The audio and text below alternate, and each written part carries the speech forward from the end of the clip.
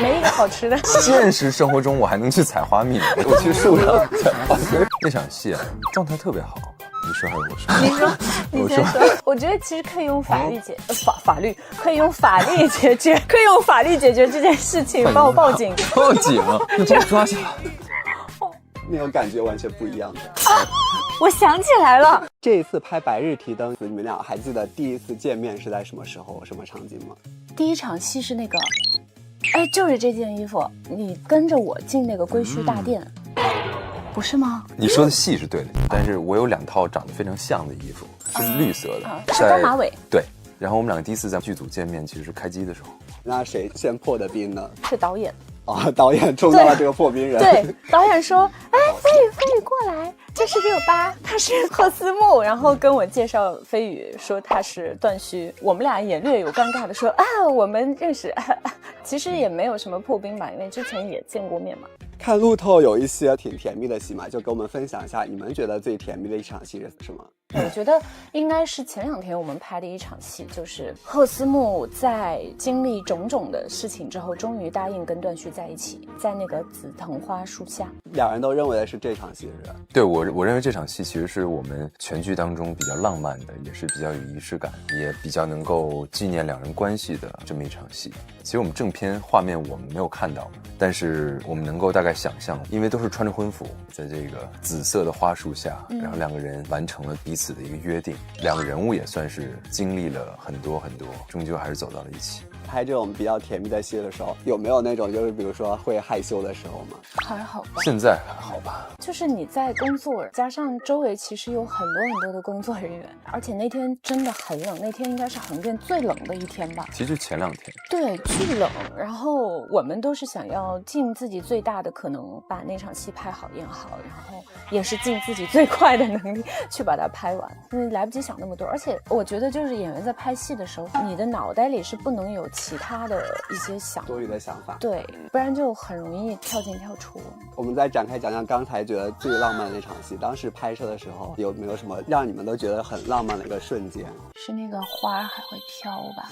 对，在前2天拍摄这场戏之前，我们就已经去到过这个场景。当时我们走戏的时候，其实我们大家就在探讨这场戏应该放在这个院落的什么样的一个位置。经过讨论，我们就共同决定说要把它放到花树下，整个场景都挺浪漫的。然后再包括我觉得营造的氛围，对，我也想说这个环境和人物，包括服装，还有就是导演的镜头啊，我觉得都是非常和谐的，营造了一种特别的氛围，让大家感受到这2个人物之间的情感。飞宇很喜欢做饭嘛，就拍摄期间有展示厨艺吗？啊，我会做饭吗？我听说的。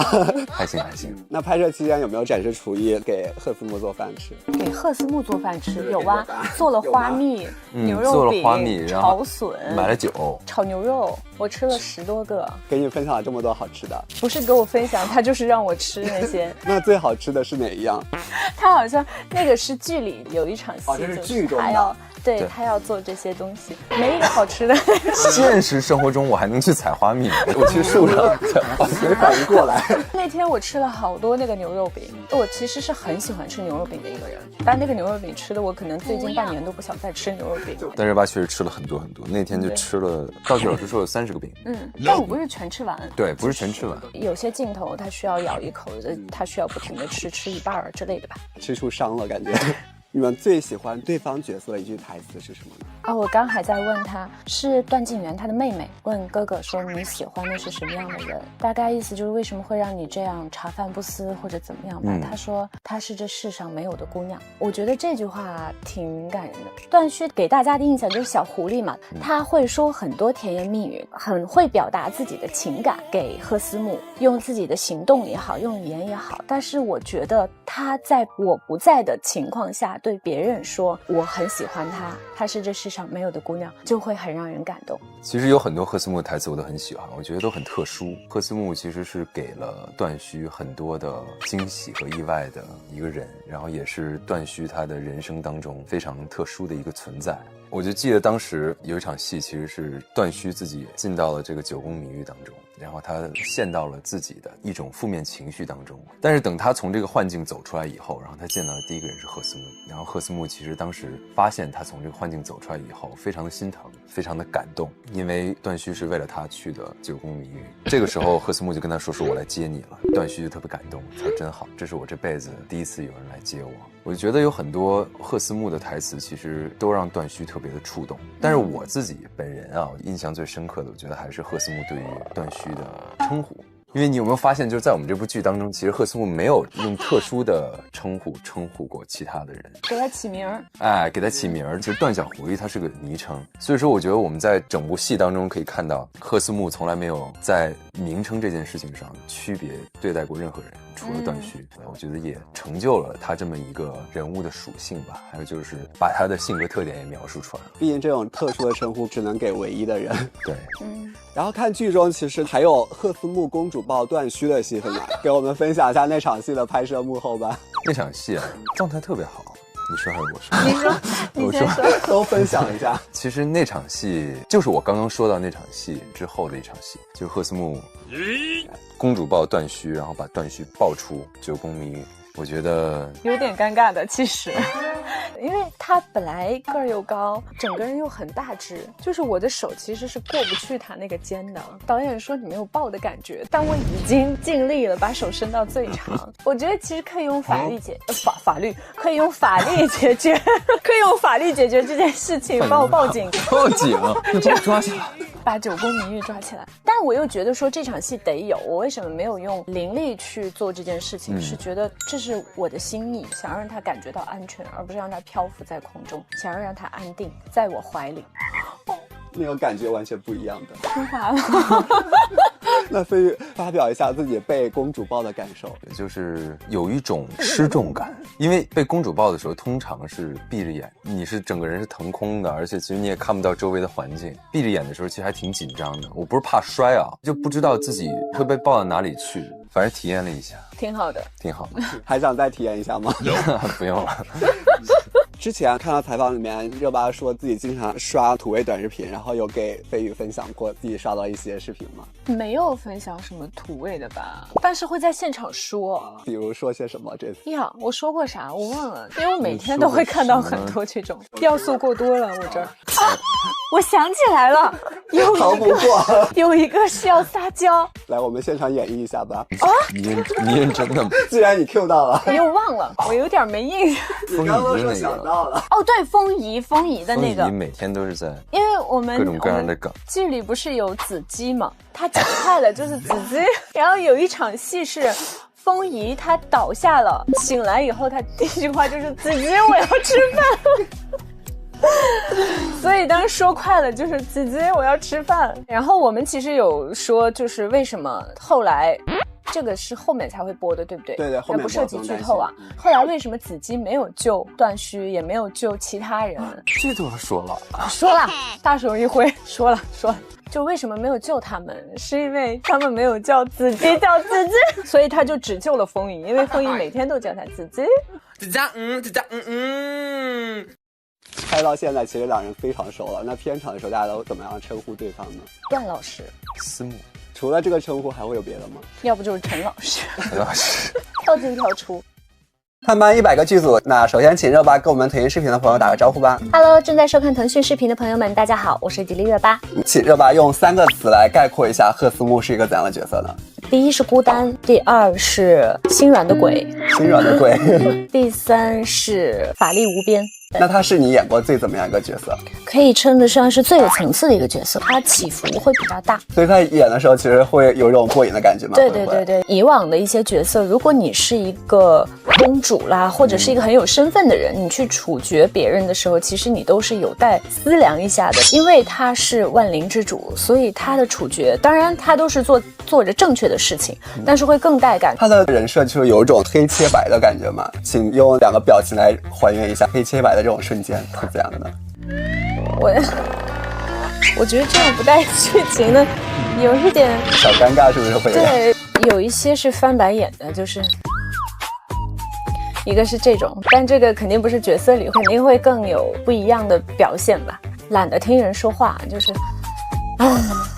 分享一个你觉得他最带感的瞬间是怎样的？应该就是杀死段旭师傅的那一场戏。我其实想了很久，这段戏应该怎么去演，因为作为一个万灵之主，你只要是带着你的气场，带着你的杀意出现在凡人身边的时候，他们都会被灼伤，都会死。对于这场戏，我该怎么去表达你伤害过我最爱的人，而我现在要把你杀了。作为一个万灵之主，他是不能够去干预人间事物的，他不能去随意的去杀死一个凡人。那一瞬间，他是下定了这么一个决定，他选择这么去做，且他也不会后悔。那演那场戏的时候，当时会不会也是会比较过瘾那种感觉？大概9月份的时候，就有跟导演去讨论过我们怎么去演这场戏。因为当时看剧本的时候，我也觉得这场戏对他来说很不一样，因为他已经不管不顾他所一直坚持的灵界的一些条文规定了，把这些都抛之脑后，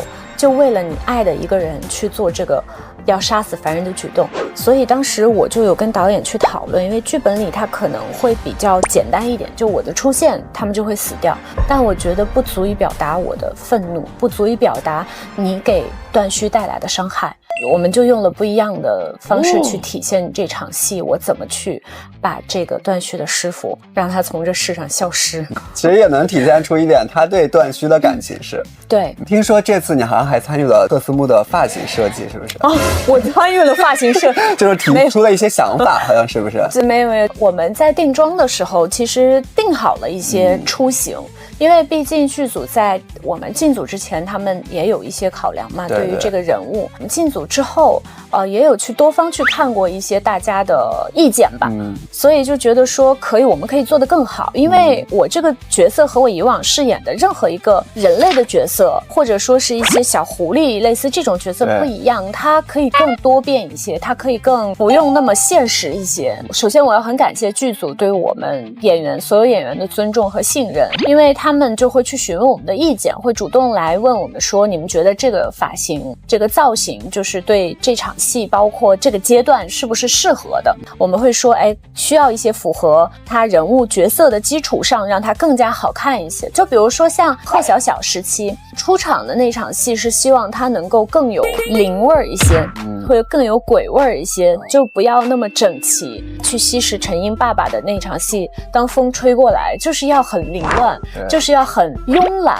变成贺小小的时候，去跟发型师一起去沟通，就是让他有一些小辫儿啊，可爱的小蝴蝶结啊，一些飘带呀，能更展现他的灵动。那当万灵之主的时候，他可能就是更加面部的这个露出会更多一些，让他更有气场，会更往上走。所以其实这些东西都是我们跟剧组一起去讨论做出来的一个决定。听你聊下来，我感觉真的对他这个人物在每个阶段不同的感觉，都有很多细节上面都有很多想法的这种碰撞在。有的时候就收工特别晚，到1、2点、2、3点，我们还在去讲这件事情，讨论这些。对，因为很有可能明天、后天就要去拍这场戏了，就是来不及，我们就需要很快去碰撞这些大家的想法。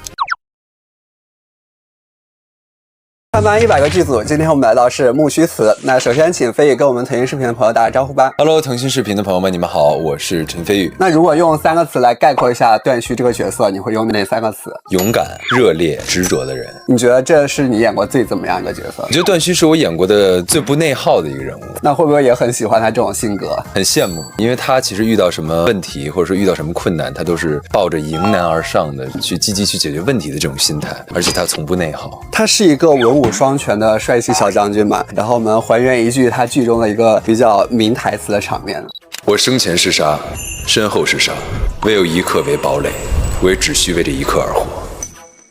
那句台词当时是一个怎样一场戏呢？那场戏的规定情境其实是赫斯木要求段旭带他上城楼去观风，因为赫斯木其实当时即将要成为踏白军的凤角战侯，他等于说是在和段旭刚刚开始做交易，两个人刚刚相识的一个阶段。我觉得这句台词其实能够表达段旭的人生信条，他的内心世界。这场戏其实也概括了他的毕生理想，我觉得很全方位的描述段旭他到底是一个什么样的人。那如果段旭和赫斯木互穿一天，你成为了赫斯木的话，话，你想为段旭做点什么？可能会先去想摸摸段旭的头骨，看看他是不是赫斯木所描述的那样。因为我们在台词当中，其实赫斯木有描述段旭的眉骨长得什么样子，额头特别饱满啊，后脑勺大概是什么样的形状啊，所以说可能想去摸一下。我看好像是不是剧中也会有一些这种桥段？有吗？对，其实赫斯木摸过3、4次段旭的头骨。那当时你们拍那几场戏的时候，当时现场一个怎样情况？其实第一次，热巴其实也在跟导演讨论，到底要以一种什么样的方式去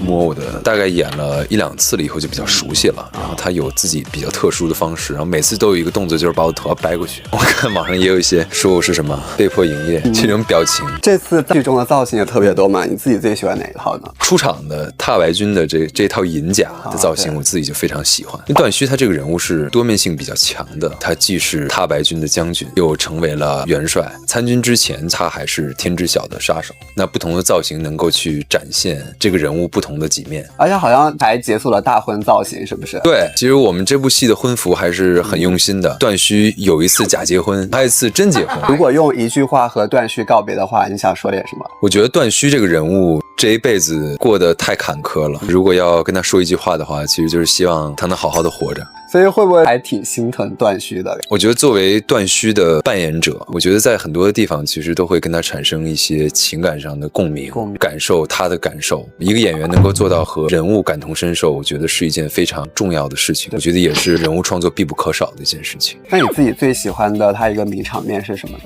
比如说自己独闯崇国军营，取了崇国主帅的首级这场戏，它其实是连贯的一段戏，其实是能展现段旭是既有勇又有谋略的这样一个人。我觉得全方面的展示出段旭的智慧和武力值的这么一段戏。你自己在冲浪的时候有没有刷到比较有意思的评论，或者说有意思的路透这种？就是我刚刚说的摸头骨那场戏，就是老说我被迫营业，其实没有被迫营业，那可能只是开心的。对对，那个其实就是我们这个戏里头的一个情节。对于我而言，其实拍摄《木须辞》这部戏其实也是一种锻炼，因为我觉得段旭还是一个比较复杂的人物，而且我有的时候会觉得稍微有一点点割裂，就是可能我们每天的通告不太一样，我们今天上午是在拍这个人间的戏份，然后等到下午就转到另外一个景里面去拍归墟的戏份，所以说有的时候就怀疑自己是不是拍了2部戏。包括你像这种服装，它其实就比较写实，比较符合小将军的这种人物的感觉，人物的形象。到归墟以后就穿比较华丽，其实这个是归墟的发型，但是今天就是没来及改这个头，等于说这是混搭，是归墟的头加人间的衣服，有时候感觉有点割裂。然后包括其实我们到了不同的环境内，我们说的话也不太一样，语言的系统也不太一样，所以我觉得拍摄这部戏还算是一种锻炼。那回到熟悉的横店拍戏，在横店有解锁到什么推荐的美食吗？去了一次夜市，